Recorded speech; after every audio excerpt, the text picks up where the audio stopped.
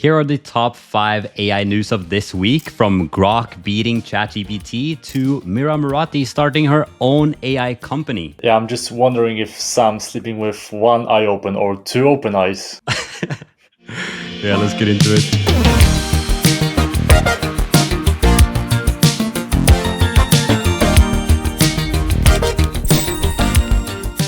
So Grok 3 just crushed ChatGPT 4.0, Claude 3.5, and Gemini 2 Pro. Musk wasn't kidding. So we're going to break down how you can use Grok right now, what stands it apart from the rest, and what's the future of Grok 3. So let's take a look at Grok 3's article here saying Grok 3 beta, the age of a reasoning agent. Now, if you haven't been following along, what happened just this week is that they dropped the new model Grok 3. They had a big kind of press conference or not really a big press conference, it was more of a live stream of them talking about what it was. Now, one of the big things here is that how they trained it was using 200,000 GPUs to train Grok 3. This was extremely fast, and I wanted to show how fast they're actually getting these models to get done here. And this is from their little press conference-ish video. Let's take a quick look together. The time on the x-axis, the performance of favorite benchmark numbers, MMLU, on the y-axis. We're literally progressing at unprecedented speed across the whole field. And then we kick off Grok 1.5 right after Grok 1, released after November 2023, and then Grok 2. So if we look at where all the performance coming from, when you have a very correct engineering team and all the best AI talent, the only one thing we need is a big intelligence comes from big cluster. So we can reconvert the entire progress of XAI, now replacing the benchmark on the y-axis to the total amount of training flops. That is, how many GPUs we can run at any given time to train our large language models, to compress the entire internet. So after Grok 2... all human knowledge, really. That's right. Yeah, internet being part of it, but it's really all human knowledge, everything. Yeah, the whole internet fits into a USB stick at this point. It's like all the human tokens, yeah.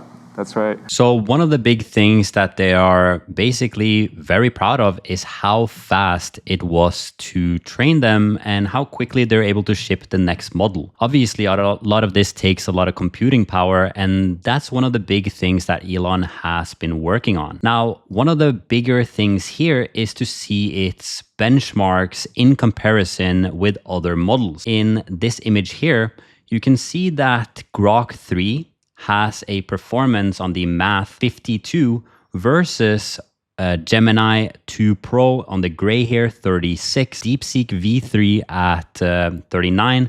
And you might see this other model here, Grok 3 Mini, which is promising to give very high quality answers at a lot lower cost and a lot faster. So checking the benchmarks, obviously it performs really well, but what people like even more is this leaderboard that is the LM Arena. So if you haven't heard about the LM Arena before, what it essentially is a blind taste test of these models. And what happens basically on the inside is that the user gets 2 responses, one from Grok and one from, for example, ChatGPT.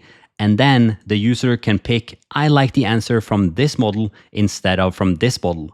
And that's how the blind taste test worked. They literally were able to hit number 1. You can see here on this picture, chocolate early Grok 3, 1,400 score on this arena. This beats Gemini 2.0 Flash, Thinking, which we've been talking about before, Gemini 2 Pro as well, and ChatGPT all at the second place here, with Grok taking the lead, which is really, really cool. Now, there are some more updates that I want to talk to you about what is the future of Grok. But first, I want to show why it's different and how to use it. So if you go to grok.com, you can start using it right now. If you are from the US, everything besides EU. Is that correct, Mike? So yes, you can use it as long as you're not in Europe or UK. Yeah, okay, that's cool. They give me access here. I am obviously in Thailand right now.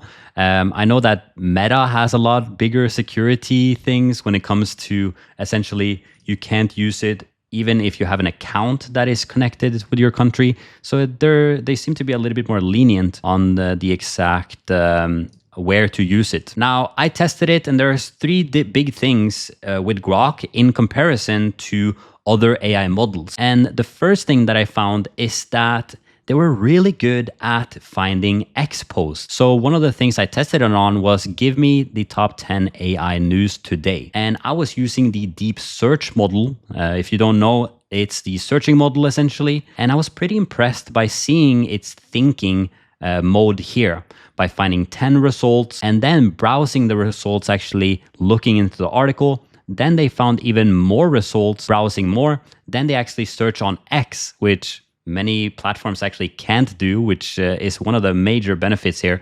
A lot of people find news on X, and obviously people are posting really quickly on X in comparison to TikTok or YouTube that takes a little bit longer time to actually produce. So they did really, really well on this exact prompt here using the deep search. They found a bunch of really interesting key points, and we did research beforehand on this using our method of research, and they were able to find many of the articles that we actually found ourselves internally.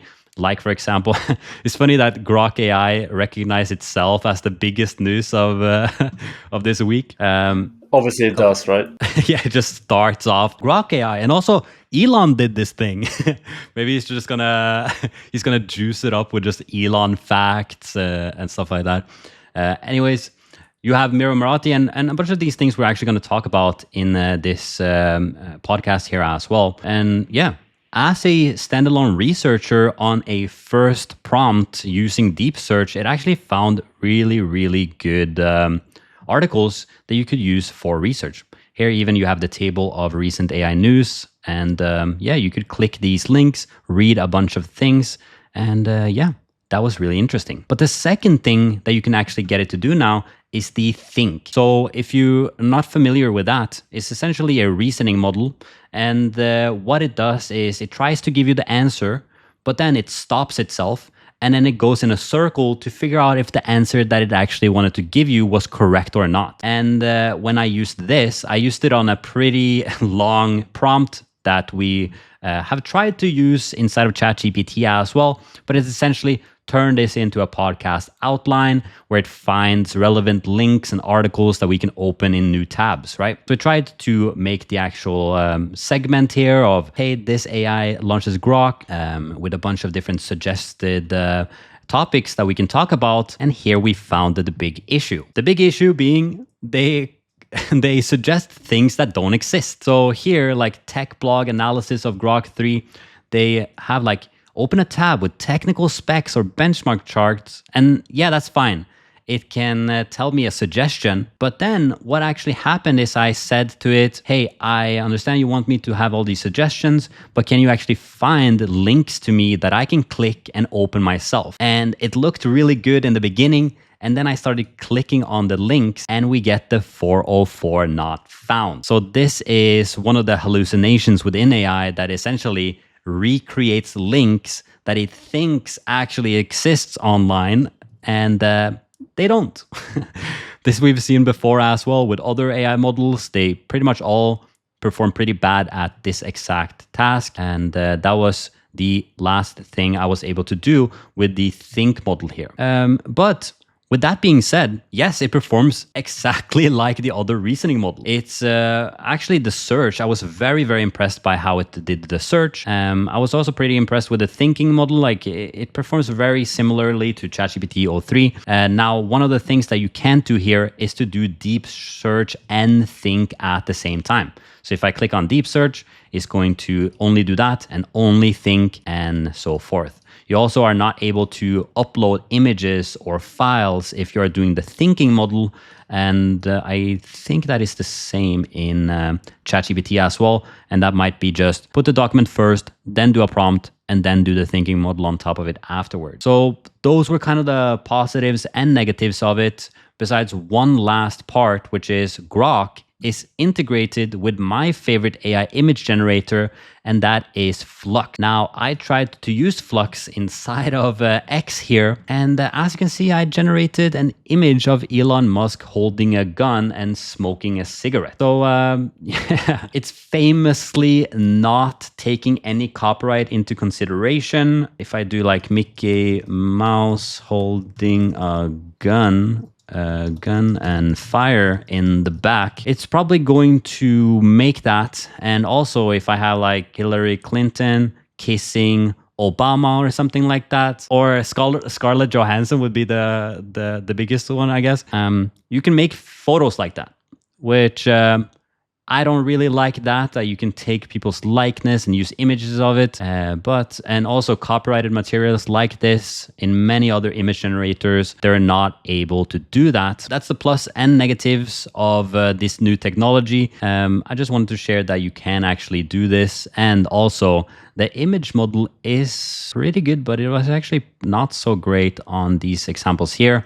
But yeah, Grok 3 has an amazing image generator. And I actually like Grok 3's image generator more than DALL-E 3 from OpenAI. Now, what about the future of Grok? So there are other things that they have added. For example, they have this mode called Big Brain. So you see here that we have the Deep Speech, Think, and Big Brain. So here you can see reasoning requests and Big Brain for complex tasks that require more computational power. Now, some people are speculating that this is the same version that O3 has with the Pro plan of $200 per month. And that uses obviously a higher computing. It takes more thinking and more time to actually get the answer. And this is the version that they are planning to integrate. And the big thing here is that they might give it away for $40 per month. So that is a big difference compared to $200 per month from OpenAI. And you could literally just swap over. I think it seems is very capable and save a lot of money jumping from the DeepThink model or the ChatGPT research over to Grok here. And the last thing is the super Grok. So yeah, there's a little bit on the subscription cost. XAI said it's also launching a new subscription called Super Grok that will provide the most advanced capabilities and earliest access to new features. Super Grok will reportedly cost $30 per month. So there you have it. Grok entering the AI race with a bang. Sam having a little bit of competition here. And for me, I really like to see more competition, more people entering the space, because that means better models for us that we can use in more and new ways. Yeah, and he is definitely sleeping with both eyes open now. Yeah, definitely. Meet Fiverr Go, the new AI that Fiverr has included into their software to help freelancers and customers alike. Some people are loving it, some people are absolutely hating it. So we're going to talk about all of that right now. So as we can see on their homepage here, where AI superpowers human talent, Fiverr Go empowers freelancers to train and control personalized AI tools and enable clients to generate unique works instantly. So this is a little bit concerning for freelancers specifically, because they're essentially saying, take your work, put it into the AI, and it's going to do the work for you. And yeah, we're going to take a deeper look right now. Let's take a look at this video. We are the people, the center of the universe. We move the world forward by doing what we've always done, inventing, creating, and challenging the status quo. For centuries, technology and human creativity were unstoppable together. Imagination sparked invention, invention unlocked new dreams. That cycle took us to the moon. I just gotta stop it there. I love it when the companies do this. Like, we have been to space. We invented the light bulb, and now Fiverr Go. It's just, it's not that serious, bro. You just put OpenAI API into your software. Anyways, let's keep going. Set us behind the wheels of self-driving cars and turned bold ideas into reality. But today, we stand at the crossroads. A new technology promises us a bright future, and indeed it is incredible. But is there a chance that we're missing something big? AI was designed to learn from everything everyone ever created, absorbing our art, ideas, and voices without giving us any credit back. Every time we create, AI gets better. But does that mean we do? Will we stay in the center? What will drive us to keep creating? How will we advance? We cannot allow ourselves to make a wrong turn. We must protect the creative light inside each and every one of us. Technology. So here as well, having the massive problem of AI is going to take our jobs. We have to stand back and let people be creative and use these tools, which is a nice way to frame it. But is that the veil that they put over this, and then they're just going to shove people under the table? Let's keep watching. Should advance creation, pushing people forward, not aside. True technology emancipates. This is the technology we always believed in, and this is the change we bring today, amplifying our creativity to the power of 100.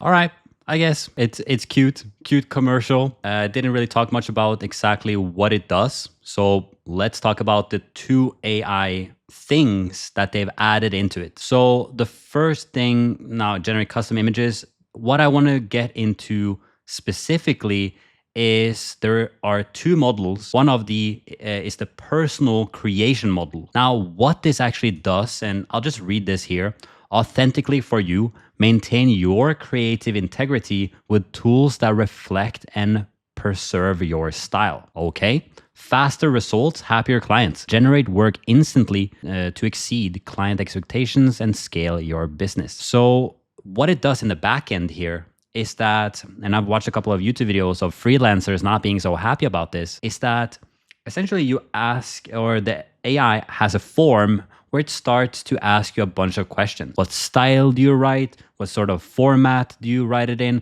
Do you do headings and then bullets? What type of creative tonality do you have? Do you have short, snappy sentences or really long ones? And how do you structure it? And you ask, it asks all these questions, and then you basically train AI to do the same thing as you. This could also be not only for writing, but for image generation as well. So if you're a designer, you can basically put in a bunch of your designs and then try that style to deliver work faster. And this is positive and negatives. I've heard good things and bad things, but that's the first thing that happens. Basically, take all your human knowledge, put it into the AI, let AI do the work, and you're the editor of the AI's output, to put it simply. The second thing that happened is the personal assistant. So this closes deals faster. It's always open for business. So essentially, this takes all your chat history and understands how you reply to people, and then it actually replies on your behalf, maybe writes the draft of the message, and then you can send that out yourself. This is actually a really, really nice feature. I personally use a little bit of AI with long-term memory when I answer things from my business as well. So this is actually a cool thing that they have done here. Now, let's go a little bit deeper into one of these. I kind of want to show you this video here that they did. And to my surprise, they have not gone viral on Fiverr. Nobody's basically talking about this, even though it's quite a big news headline. So yeah, that's kind of weird. Let's keep going here. This is how they introduced it. Take a look.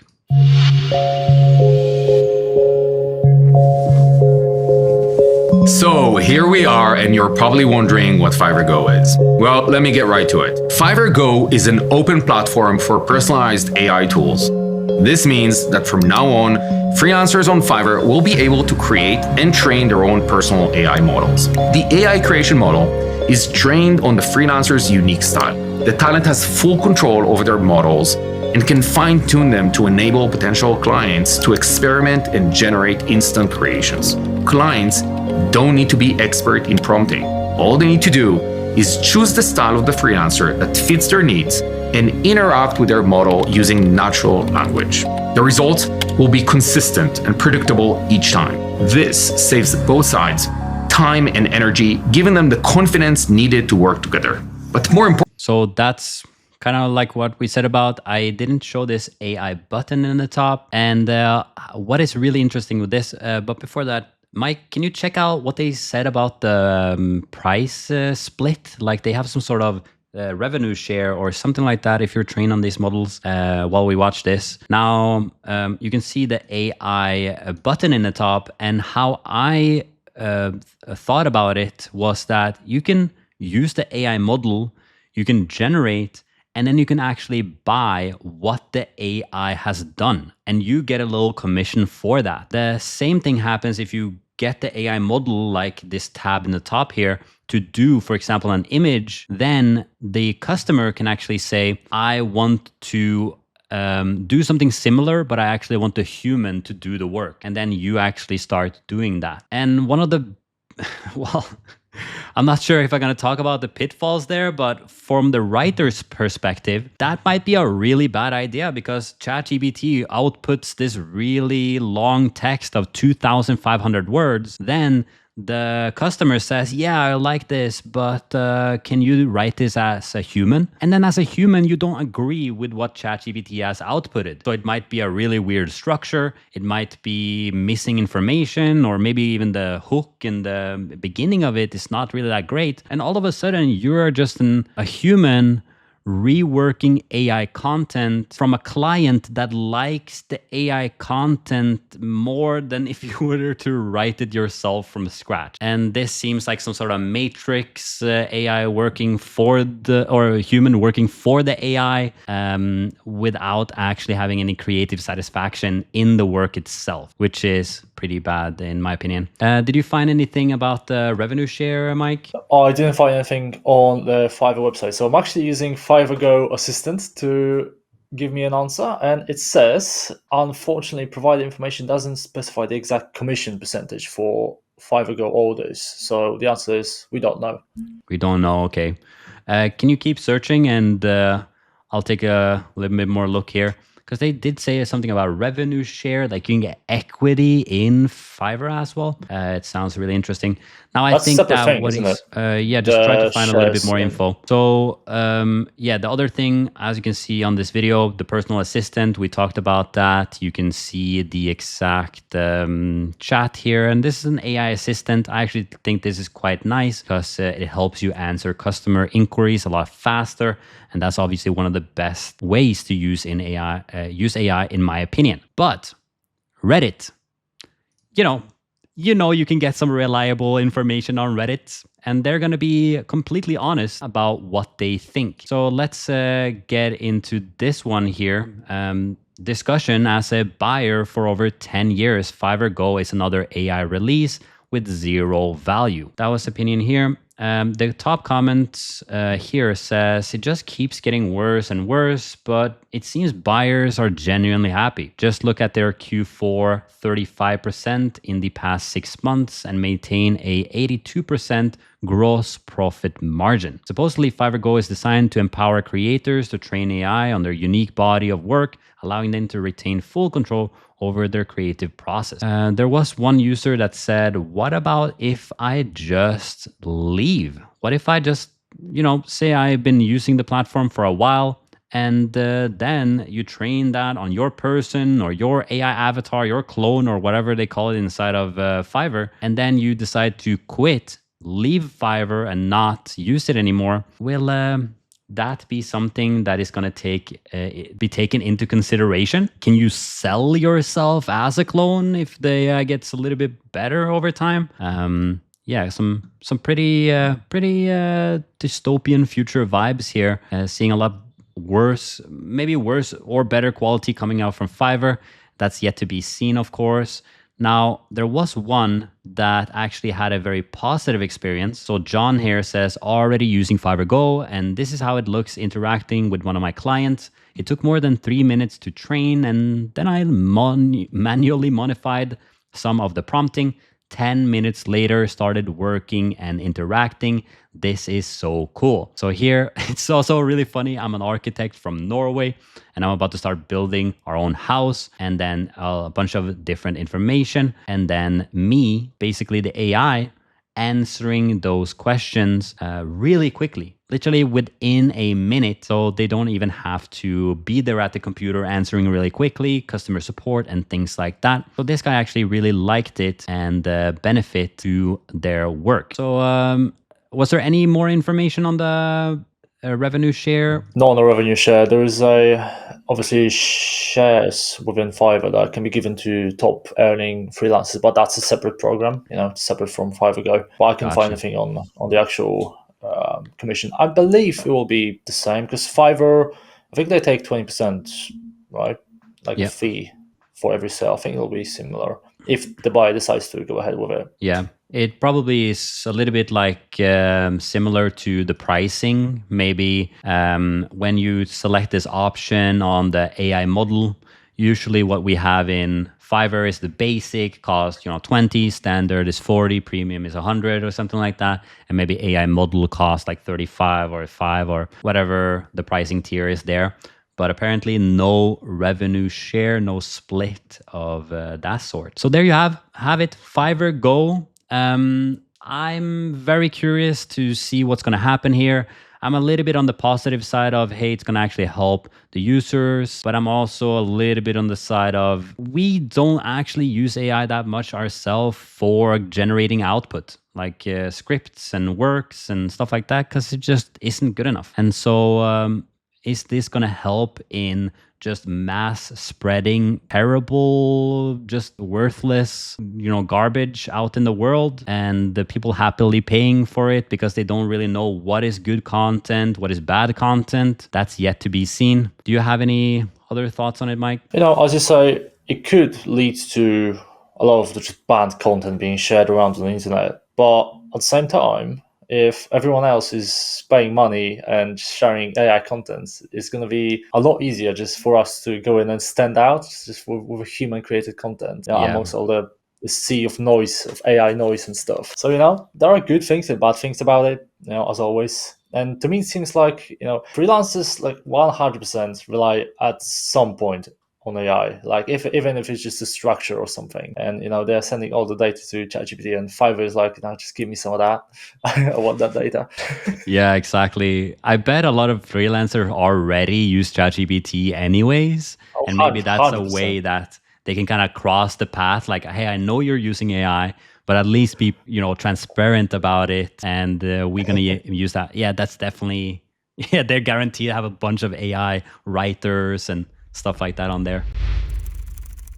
So Mira Murati, the previous CTO of OpenAI, has now created a new startup. So we're going to take a look at how they're different and what is the goal for them and how many people have actually joined them that are absolute incredible teammates. So it started here with Mira Murati on Twitter saying, I started Thinking Machines Lab alongside a remarkable team of scientists, engineers, and builders. We're building 3 things: helping people adapt AI systems to work for their specific needs, developing strong foundations to build more capable AI systems, and fostering a culture of open science that helps the whole field. Understand and improve these systems. Our goal is simple: advance AI by making it broadly useful and understandable through solid foundations, open science, and practical applications. Alongside this, they published this post here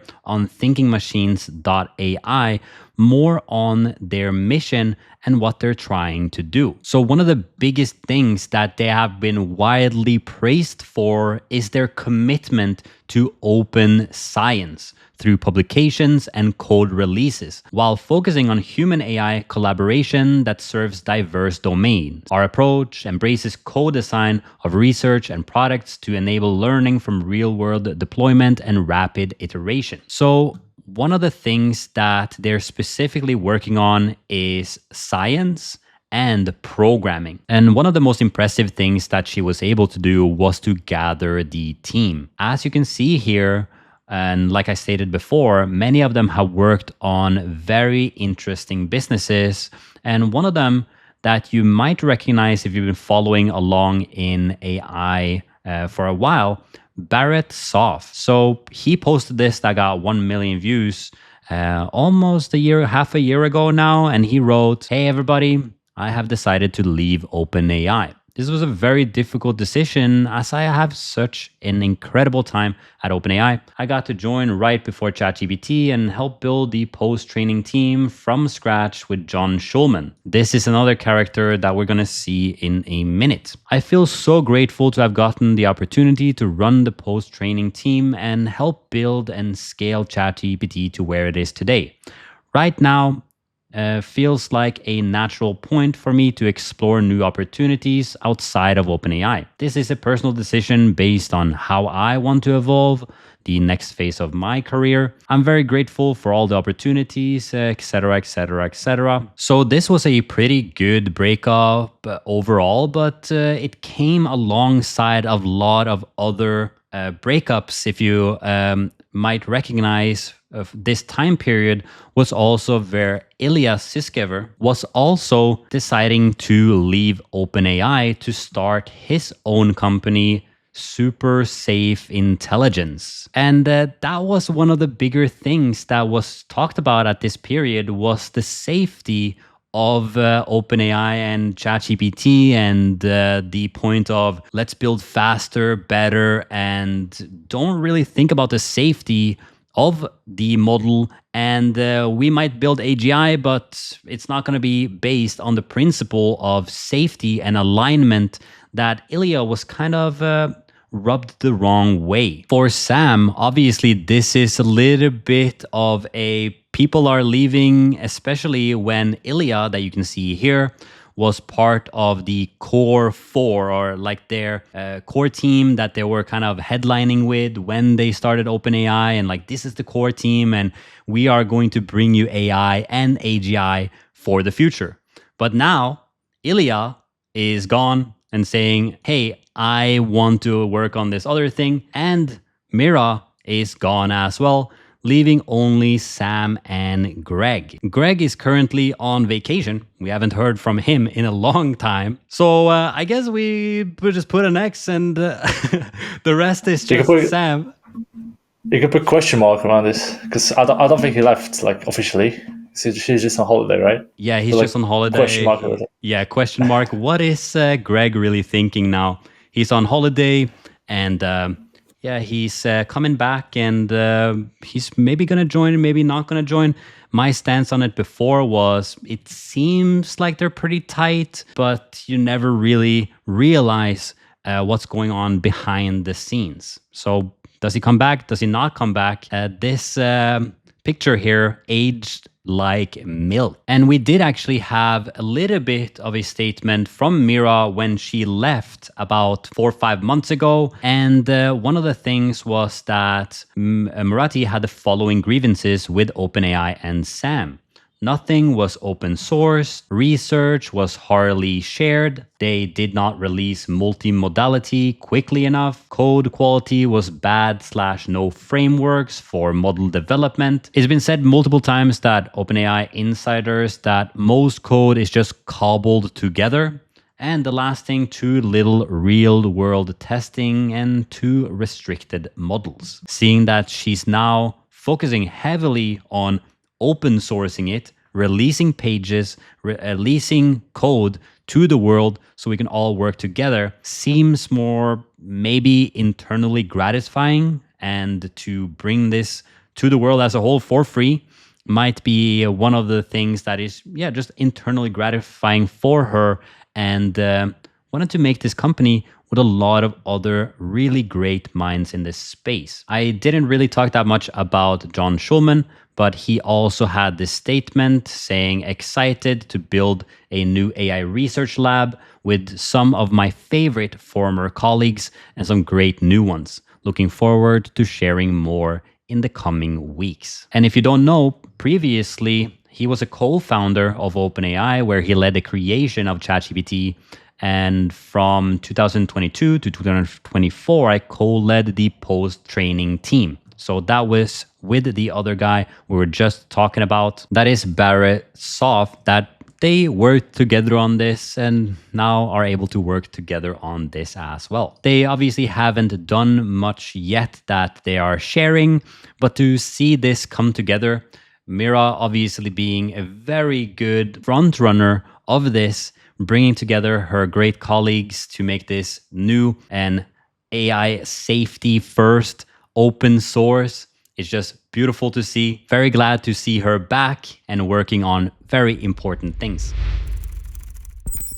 So the Humane pin, the AI wearable that was quoted to be the worst product I ever reviewed from Marques Brownlee, has now been acquired, or is going to be acquired, by HP for $116 million.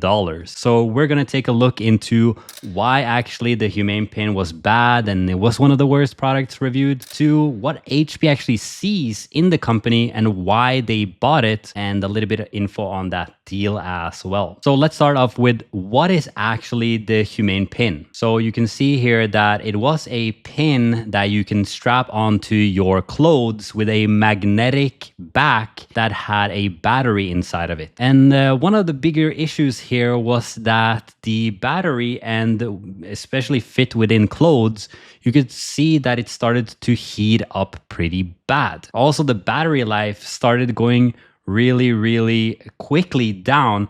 And that was only one of the issues. They did have some innovative tech, which was the ability to shoot out a laser on your hand, and you could kind of move it back and forwards. Let's try to show exactly this here. Yeah, you can see here that he's trying to show different, basically a operation or OS inside of your hand that they had created. Now, the main issues again was negative reviews, glitches, a fire risk due to the quality issue. But the thing was that the Humane pin actually managed to raise $230 million in the beginning of last year. And they tried to sell it for $750 million to $1 billion in May 2024. Now, obviously, coming out with this at launch, seeing the incredible bad reviews, they wasn't able to sell it then, but have now been able to, put a hook into the water and catch HP. But what is HP actually interested in? They're probably not interested in this Humane pin that actually had so many flaws. They're actually interested in the AI operating system that is called Cosmos. So this is something that they built internally with their team, and it was able to, let's read here, the software, the company said, had a new type of architecture built around AI agent. We talked a little bit about that all the way back. Agents, obviously the buzzword. It feels like HP just, oh, you have something new about agents. We got you. How much you want? HP could use this underlying technology to help power its own future devices. Now, HP has touted cost, security, and speed as benefits of delivering some generative AI features locally, rather than through the cloud. Last year, it launched a line of computers with semiconductor optimized for on-device AI. This is obviously huge. We've seen that with Apple as well, and many new laptops coming out having a neural processing engine inside the tool itself, the hardware, to run things locally. Like, for example, if you ask Siri on your watch, it's not going to go to the cloud and give you an answer. It's just going to answer on device with NPUs, neural processing units. So it ended here saying there will be a time and place for pure AI devices, but there is going to be AI in all of our devices. That's how we can help our business customers be more productive. The bad news here is that if you loved the Humane pin, say you were one of 100 that actually loved the AI Humane pin, it's actually going to be taken out of service. And one of the posts that we found here was this guy, Juan, that says, I loved my time with the Humane AI pin. It gave me a taste of a way of being in the world that I'm going to keep chasing for a long while. Digitally connected, but fully present. I want to help build it. Extremely sad about this little beautiful pin, but things are still looking up. So he posted some pretty heartwarming videos of the Humane pin.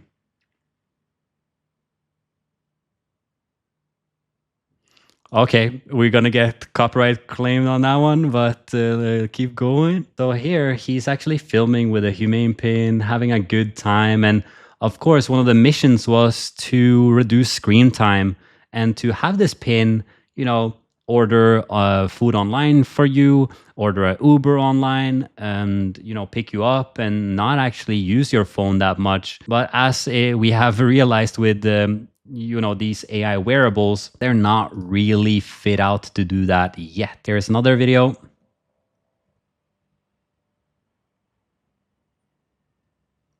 So here it actually seems like it's put perfectly on his chest. He maybe did a voice command or something, hey, record a video, and then it actually records a video from his chest exactly like the founders wanted it to. And it's pretty sad for the people that actually really loved it. Now, Morning Brew said here, people who bought the AI pin, so sales are being discontinued. Will we still be able to use it? Humane, best we can do is battery life. Seeing that the battery life was already terrible. Heat and battery is not really a good combination. And yeah, the probably internal battery is going to die after, 6 months to a year, and then it's going to be fully out of use. So a couple of posts from people liking it, people not liking it. Here on the FAQ for the death of the Humane pin, they said, can I still use my AI pin for offline features? Yes, after February 28, 2025, AI pin will still allow for offline features like battery level. Oh, thanks. But will not include any function that requires cloud connectivity like voice interactions, AI responses, and center access. So checking the battery level. Honestly, that's pretty good. I like to check my battery level on my phone. So now instead of doing it on my phone, I can do it on the AI Humane pin. Yeah, that's a feature that we all need. And I think that's just going to check the battery level on the actual pin, not the phone, right? Yeah, exactly. You take up your pin and just check it for the pin itself. And it says 10%, please charge. Yeah, thanks. So yeah, HP is not interested in the pin itself. They're interested in the technology underlying it and the team itself. So the team, they are going to merge into HP and use, those valuable resources that they have to help HP and their team integrate AI into hardware, which is obviously a very niche thing to do. And it might actually be able to work out for HP in this case. I'm having my fingers crossed. I kind of like the Humane pin, that it was the first to ever do something like this. And now to see them move over to HP, they may be able to do some absolute incredible stuff. So can't wait to see more from them. Just keep it going. Rest in peace. Rest in peace, Humane pin. Yeah. So Microsoft just launched a new AI gaming model. If you're thinking that AI image is cool or AI voice is cool, how about generating entire worlds and games only with AI? Let's talk about it. So Satya, the CEO of Microsoft had this to say about this project called Muse. So let's take a quick look here. So I think we're going to call it Muse, is what I learned, is they're going to be the model of this world action or human action model. And this is very cool. See, one of the things that, obviously DALL-E and Sora have been unbelievable in what they've been able to do in terms of generative models. And so one thing that we wanted to go after was using gameplay data. Can you actually generate games that are both consistent and then have the ability to generate the diversity of what that game represents, and then are persistent to user mods, right? So that's what this is. And so they were able to work with one of our game studios, and this is the other publication in Nature. And the cool thing is, what I'm excited about is bringing, so we're going to have a catalog of games soon that we will start sort of using these models, or we're going to train these models to generate. And then start playing them. And in fact, when Phil Spencer first showed it to me, where, he had an Xbox controller and this model basically took the input and generated the output based on the input. And it was consistent with the game. And that to me is a massive, moment of wow. It's kind of like, for the first time we saw ChatGPT complete sentences, or DALL-E draw, or Sora. This is kind of one such moment. Yeah, it definitely is one such moment. Now, this is not the first time we've seen world models and character building and game development happening with, both ChatGPT, but also 3D rendering models and other sources to actually make the game. But it is quite a bit different. Now, one of the things, let's break it down exactly what it is and why it's a little bit different. Now, you might have seen this gameplay here, and they're trained from a lot of hours on gameplay from this game called Bleeding Edge. And the issue that arises is that the quality is very, very low. It can only render gameplay sequences at low 300 by 180 resolution over several minutes, resulting in some garbled graphics. So you can take a quick look at the actual gameplay here. So yeah, this is me playing a PlayStation 1 in my basement with my friend, except it's worse. I don't know what's happening here, but I'm just gonna keep smashing buttons. One of the things with game dev is that there are so many games now that have a very straightforward path to make a game like this. If you want to make an FPS shooter, then you just download a bunch of packages and stuff like that, and you can build around that. But I want to show exactly what was better with this one in general. So at Xbox, we're all about using AI to make things better and more fun for players and game creators. We want to bring more games to more people around the world and always stay true to the creative vision and artistry of game developers. We believe generative AI can boost this creativity and open up new possibilities. This is where they introduce Muse. Now, this is a world human action model, and for short, this is a WHAM. They did launch this on Hugging Face as well. So they have, I'm not sure if this is open source or if you can completely use all of it for with no restrictions. However, it seemed like you can actually download it and run it on your computer here, which is a very, very interesting step forward. What's groundbreaking about Muse is its detailed understanding of the 3D game world, including in-game physics and how the game reacts to players' controller actions. What Muse means for gaming is that we believe this could radically change how we preserve and experience classic games in the future and make them accessible to more players. That would be really interesting. You just have the Super Mario Bros. And then just like generate me 10 more levels and I'll play those as well. And all of a sudden you got literally an extension of the game that you just used AI to train. It does seem a little bit like that, especially in the form of 3D. So not a 2D game, but it should be pretty similar. We'll create opportunities for people to participate in this exploration, starting with short interactive AI game experiences for you to try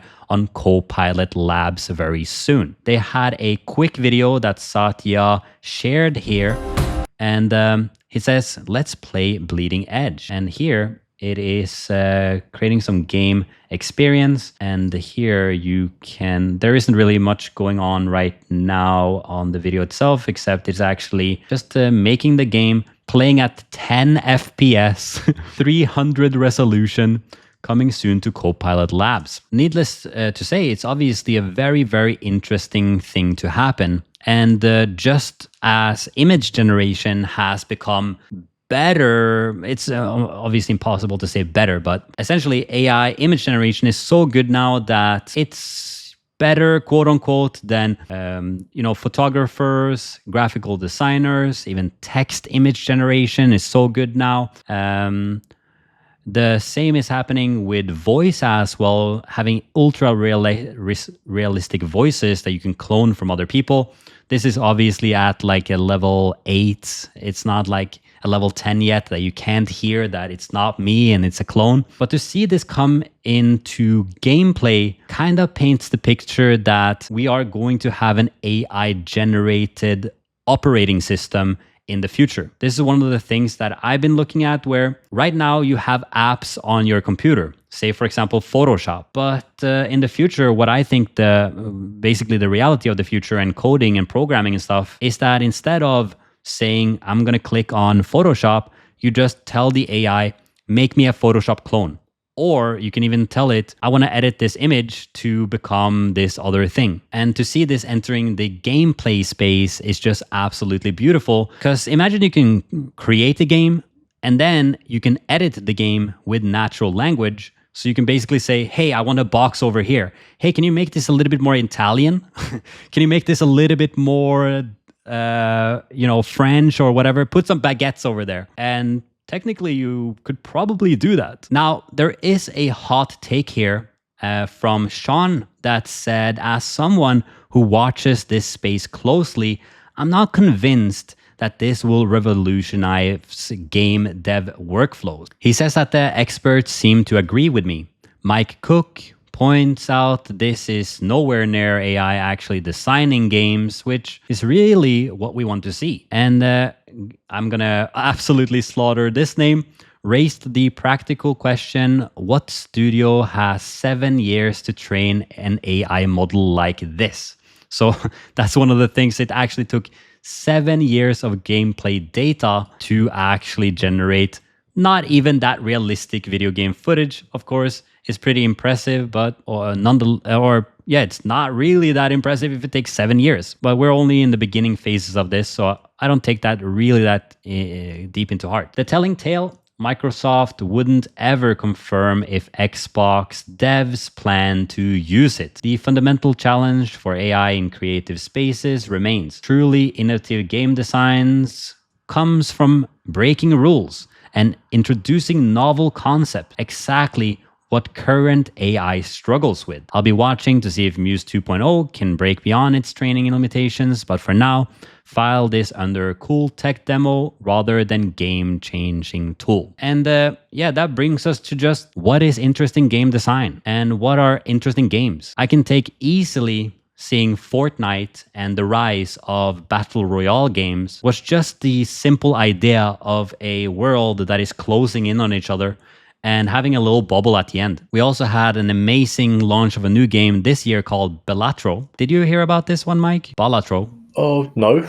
Nope. I'm not that huge of a gamer, so no. Yeah, this essentially, and it went as an indie developer. He was basically developing this game over, I think, 2 to 3 years on his spare time, creating a game that would just be fun for him and his friends. So he created really interesting game mechanics. He created a roguelike card game that, to explain it to somebody that's never played it, like all these jokers in the top give you multipliers. If you, for example, play all hearts, or if you play all straight, or if you play in different ways. And this has never been seen before. This was a completely new idea that he made up himself. And because of that, it got like a viral hit. So many people playing it, everybody just absolutely loving it, and just on the novel idea point. And that's one of the things that AI can't really do. When it comes to,